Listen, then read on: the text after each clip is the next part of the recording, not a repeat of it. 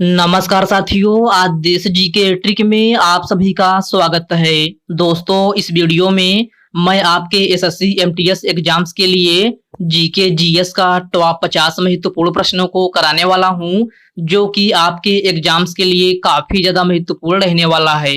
तो साथियों, इस वीडियो को आप बड़ी ही ध्यानपूर्वक एंड तक जरूर देखिएगा। तो साथियों, आज का पहला प्रश्न है, भारतीय संविधान के अनुच्छेद 280 के अनुसार वित्त आयोग की सिफारिश कौन करता है? ऑप्शन है प्रधानमंत्री, राष्ट्रपति, उपराष्ट्रपति और ऑप्शन डी है लोकसभा अध्यक्ष है। तो साथियों, भारतीय संविधान के अनुच्छेद 280 के अनुसार वित्त आयोग की सिफारिश राष्ट्रपति करता है। राइट आंसर ऑप्शन बी हो जाएगा, राष्ट्रपति। नेक्स्ट क्वेश्चन है, अमजद अली खान का संबंध निम्नलिखित में से किस वाद्य यंत्र से है? इसका ऑप्शन है सरोद वादक, तबला वादक, सितार वादक और ऑप्शन डी है बांसुरी वादक है। तो साथियों, अमजद अली खान का संबंध जो है सरोद वाद्य यंत्र से है। राइट आंसर ऑप्शन ए हो जाएगा, सरोद वाद्य यंत्र से। ओके फ्रेंड्स, नेक्स्ट क्वेश्चन है, फ्रीडम इन एक्साइल आत्मकथा के लेखक या लेखिका कौन है? तो साथियों, फ्रीडम इन एक्साइल आत्मकथा के लेखक या लेखिका जो है आपका यह है दलाई लामा है। कौन? दलाई लामा। इस प्रश्न का राइट आंसर ऑप्शन डी हो जाएगा। अगला प्रश्न है, गांधी जी नमक सत्याग्रह के समय किस वायसराय को पत्र लिखे थे? इसका ऑप्शन है Lord Macaulay, Robert Clive, Lord Irwin या फिर ऑप्शन डी है लॉर्ड डलहौजी। तो साथियों, गांधी जी नमक सत्याग्रह के समय किस वायसराय को पत्र लिखे थे? तो प्यारे साथियों, यह आपका लॉर्ड इरविन को पत्र लिखे थे। किसको? लॉर्ड इरविन को। इस प्रश्न का राइट आंसर ऑप्शन सी हो जाएगा। भारतीय संविधान का कौन सा अनुच्छेद महाधिवक्ता से संबंधित है? तो साथियों, आपको बताना है कि भारतीय संविधान का कौन सा अनुच्छेद महाधिवक्ता से संबंधित है। इसका ऑप्शन है अनुच्छेद 143, अनुच्छेद 165, अनुच्छेद 167 और ऑप्शन डी है अनुच्छेद 156।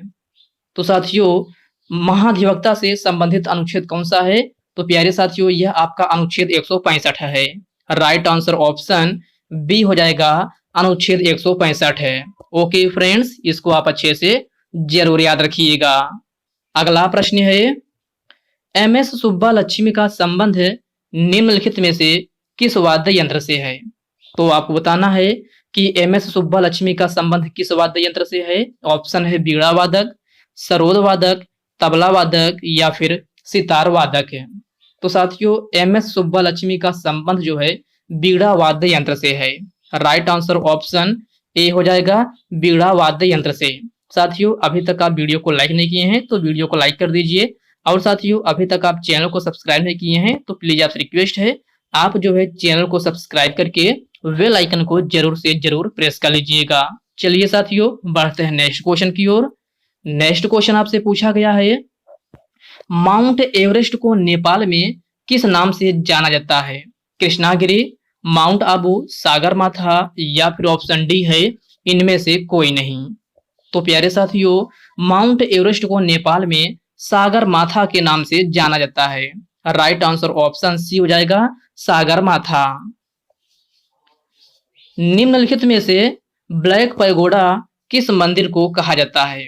तो सभी साथी इसका आंसर बताएंगे कि ब्लैक पैगोडा जो है किस मंदिर को कहा जाता है। इसका ऑप्शन दिया गया है कोणार्क सूर्य मंदिर, सोमनाथ मंदिर, सप्तरथ मंदिर और ऑप्शन डी है करणी माता मंदिर। तो साथियों, ब्लैक पैगोडा जो है आपका ये है कोणार्क सूर्य मंदिर को कहा जाता है। किसको? कोणार्क सूर्य मंदिर को। इस प्रश्न का करेक्ट आंसर ऑप्शन ए हो जाएगा। भारत नेपाल शांति मैत्री संधि कब की गई थी? तो आपको बताना है, भारत नेपाल शांति मैत्री संधि जो है कब की गई थी? 1948 में, 1951 में, 1949 या फिर ऑप्शन डी है 1950 में। तो आपका करेक्ट आंसर ऑप्शन डी हो जाएगा, 1950 ईस्वी में। भारत नेपाल शांति मैत्री संधि जो है आपका 1950 ईस्वी में हुई थी। अगर आपसे डेट पूछा जाए तो आप डेट याद रखिएगा, 31 जुलाई। कब? 31 जुलाई 1950 ईस्वी में जो है आपका भारत नेपाल शांति मैत्री संधि हुई थी। ओके फ्रेंड्स, क्लियर है। चलिए बढ़ते हैं नेक्स्ट क्वेश्चन की ओर। नेक्स्ट क्वेश्चन आपसे पूछा गया है, चंदेरी का युद्ध किस वर्ष हुआ था? तो सभी साथी इसका आंसर बताएंगे कि चंदेरी का युद्ध जो है किस वर्ष हुआ था। 1528 में, 1526 में, 1527 या फिर ऑप्शन डी है 1529 ईस्वी में। तो साथियों चंदेरी का युद्ध जो है आपका 1528 ईस्वी में हुआ था। राइट आंसर ऑप्शन ए हो जाएगा 1528 ईस्वी में। ओके फ्रेंड्स, इसको आप अच्छे से जरूर याद रखिएगा। नेक्स्ट क्वेश्चन है, लाडली बहन योजना निम्नलिखित में से किस राज्य से संबंधित है? इसका ऑप्शन है आंध्र प्रदेश, हिमाचल प्रदेश, मध्य प्रदेश या फिर ऑप्शन डी है महाराष्ट्र। तो साथियों लाडली बहन योजना जो है आपका ये है मध्य प्रदेश राज्य से संबंधित है। राइट आंसर ऑप्शन सी हो जाएगा मध्य प्रदेश। तराइन का द्वितीय युद्ध कब हुआ था? तो आप बताना है तराइन का द्वितीय युद्ध कब हुआ था। 1192 में, 1191 में, 1190 या फिर ऑप्शन डी है 1193। तो साथियों तराइन का द्वितीय युद्ध आपसे पूछा गया है, तो तराइन का द्वितीय युद्ध जो है 1192 ईस्वी में हुआ था। कब? 1192 ईस्वी में। राइट आंसर जो है आपको ऑप्शन ए बन जाएगा। सोमनाथ मंदिर को निम्नलिखित में से किसने लूटा था? तो आपको बताना है सोमनाथ मंदिर को जो है किसने लूटा था। इल्तुतमिश, मोहम्मद गजनी, बाबर या फिर ऑप्शन डी है नरसिंह वर्मन प्रथम। तो साथियों सोमनाथ मंदिर को जो है मोहम्मद गजनी ने लूटा था। राइट आंसर ऑप्शन बी हो जाएगा मोहम्मद गजनवी।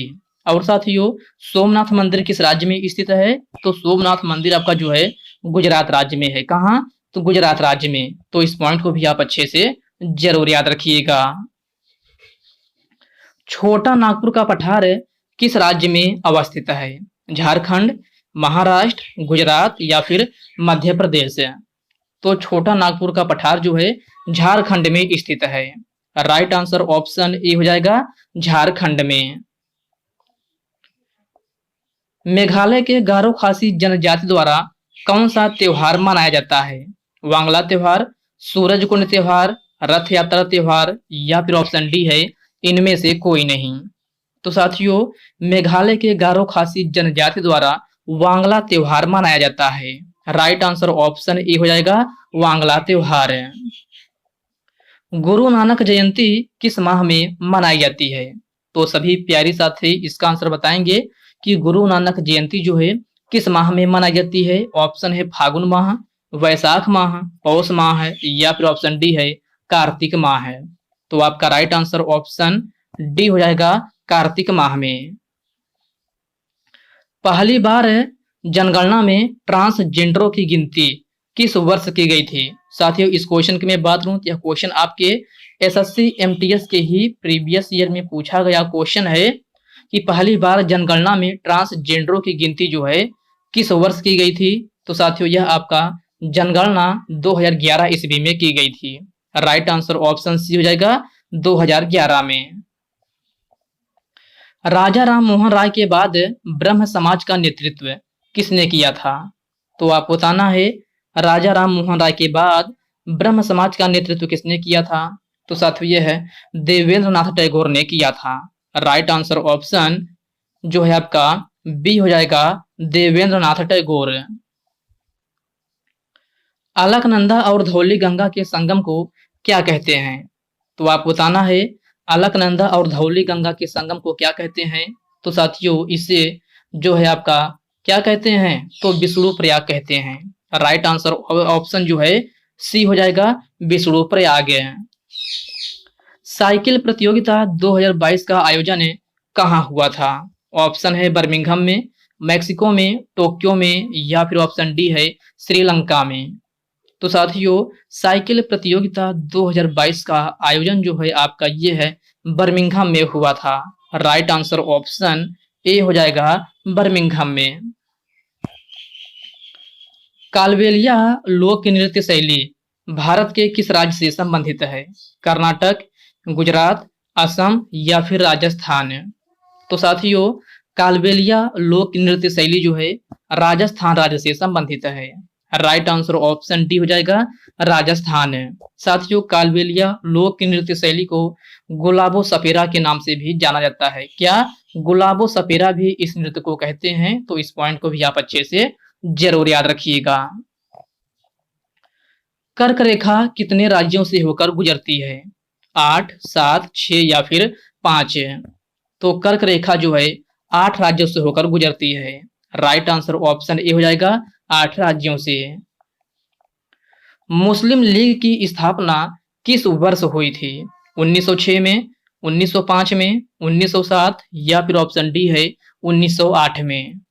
तो साथियों, मुस्लिम लीग की स्थापना जो है 1906 ईस्वी में हुई थी। राइट आंसर ऑप्शन ए हो जाएगा, 1906 ईस्वी में। और साथियों, मुस्लिम लीग की स्थापना कहाँ हुई थी? तो यह बांग्लादेश की राजधानी ढाका में हुई थी। कहाँ? ढाका में। तो इस पॉइंट को भी आप अच्छे से जरूर याद रखिएगा। चलिए बढ़ते हैं नेक्स्ट क्वेश्चन की ओर। नेक्स्ट क्वेश्चन आपसे पूछा गया है, निम्नलिखित में से विषु त्योहार भारत के किस राज्य में मनाया जाता है? केरल, असम, कर्नाटक या फिर तमिलनाडु? तो साथियों, विषु त्योहार जो है आपका भारत के किस राज्य में मनाया जाता है? तो यह आपका केरल राज्य में मनाया जाता है। राइट आंसर ऑप्शन ए हो जाएगा, केरल राज्य में। निम्नलिखित में से सबसे पहले गरीबी किसने निर्धारित की थी? तो सभी प्यारे साथी इसका आंसर बताएंगे कि सबसे पहले गरीबी को जो है किसने निर्धारित किया था? जवाहरलाल नेहरू, दीनदयाल साहब, दादा भाई नौरोजी या फिर ऑप्शन डी है इनमें से कोई नहीं? तो प्यारे साथियों, आपका करेक्ट आंसर ऑप्शन जो है सी हो जाएगा, दादा भाई नौरोजी। सबसे पहले गरीबी जो है किसने निर्धारित किया था? तो दादा भाई नौरोजी ने निर्धारित किया था। तो आपका करेक्ट आंसर ऑप्शन सी बन जाएगा। भारत का पहला भूमिगत रेलवे कहाँ खुला था? तो आपको बताना है भारत का पहला भूमिगत रेलवे जो है कहाँ खुला था? कानपुर में, कोलकाता, लखनऊ या फिर जयपुर? तो आपका करेक्ट आंसर ऑप्शन बी हो जाएगा, कोलकाता।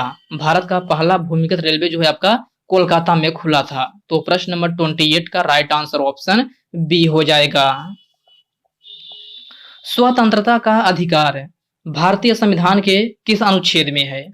तो साथियों, स्वतंत्रता का अधिकार भारतीय संविधान के अनुच्छेद 19 में है। राइट आंसर ऑप्शन डी हो जाएगा, अनुच्छेद 19।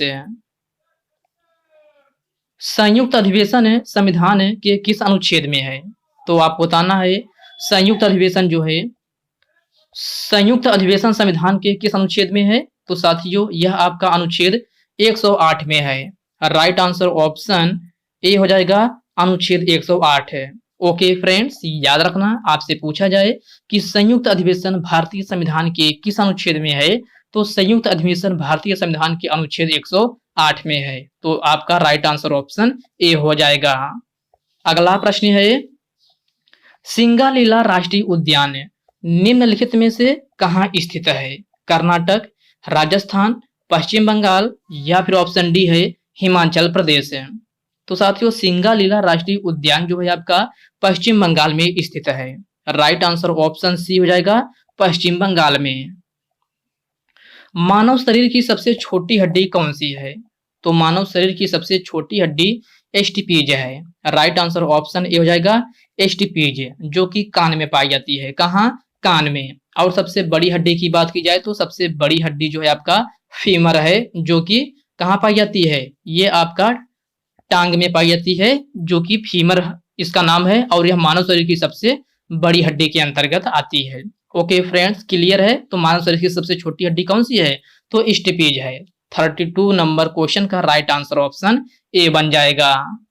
अगला प्रश्न है, हीराकुंड बांध किस राज्य में स्थित है? असम, केरल, महाराष्ट्र या फिर ओडिशा?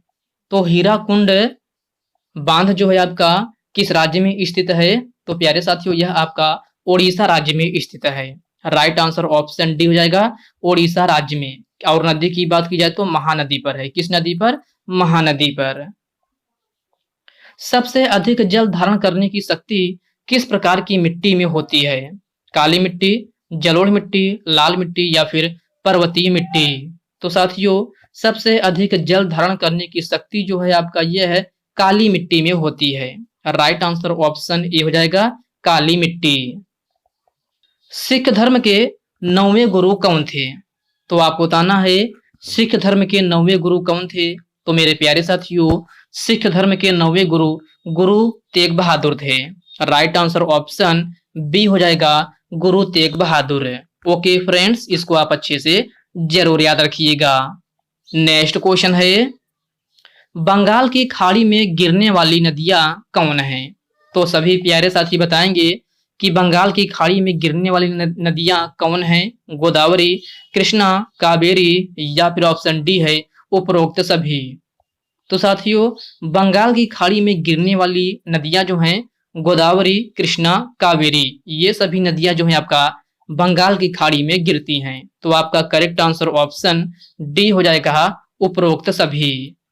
नेक्स्ट क्वेश्चन है निम्नलिखित में से नर्मदा नदी कहां से निकलती है? महाबलेश्वर, यमुनोत्री, अमरकंटक या फिर शेषनाग।